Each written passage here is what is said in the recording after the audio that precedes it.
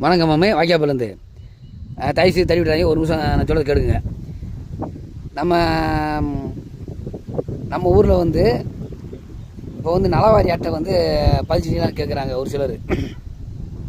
நம்ம ஊரில் எதுவும் முகாம் போட்டிருந்தாங்க. முகாம் போட்டு நலவாரி அட்டை வச்சுருக்கிறவங்களுக்கு பிரச்சனை இல்லை.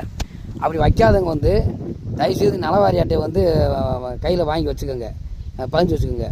அது என்ன பண்ணணுமா, நம்ம முகாம் போட்டுக்கும் போது பதிஞ்சா ஈஸியாக நம்ம பாஞ்சனால கைக்கு வந்துடும்.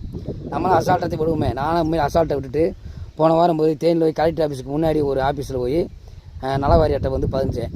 அவங்க என்ன பண்ணாங்கன்னா, நாள் வந்து அந்த நலவாரி அட்டை ஃபார்மை ஃபுல் பண்ணிவிட்டு அன்றைக்கி வீட்டுக்கு வந்துட்டேன். வீட்டுக்கு வந்து விஓட்ட மறுநாள் காலையில் விஓட்ட கழித்து வந்துட்டு மறுபடியும் மறுநாள் காலையில் போய் நலவாரி அட்டை பதிஞ்சிட்டு வந்தேன். இது வந்து நம்ம ஆன்லைனில் நேராக பதியெல்லாம் வைக்கலாம். நேராக பதிஞ்சா விஓட்ட வந்து அவர் நேராக வந்து கையெழுத்து போட்டால் தான் சக்ஸஸ் ஆகிரும். ஒருவேளை போடலாம், அது ரிஜெக்ட் ஆகிரும். இது வந்து நமக்கு பொழுது கடத்திட்டு இருக்க நேரம் கடத்துகிற வேலையாக இருக்கும். அதனால் என்ன பண்ணுறீங்கன்னா, எல்லோரும் வந்து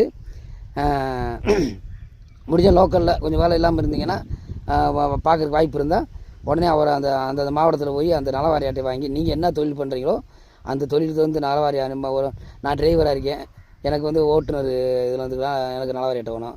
இந்த கொத்தனார் வேலைக்கு போகிறவங்க என்னென்ன தொழில் பண்ணுறோமோ அந்த தொழிலுக்கு இப்போ ஆதார் கார்டு எப்படி தேவைப்படுதோ அதே மாதிரி நலவாரி அட்டையும் இது பண்ணுவாங்கன்னு நினைக்கிறேன். அதனால் வந்து எல்லோரும் வந்து நலவாரி அட்டை வந்து தயவுசெய்து பதிஞ்சுக்கோங்க.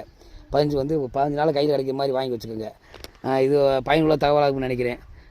நல்லா இருந்தால் பயன்படுத்திக்கோங்க. வணக்கம் மாமே, வாய்க்காப்பிலேருந்து பயன்படுத்திக்கோங்க.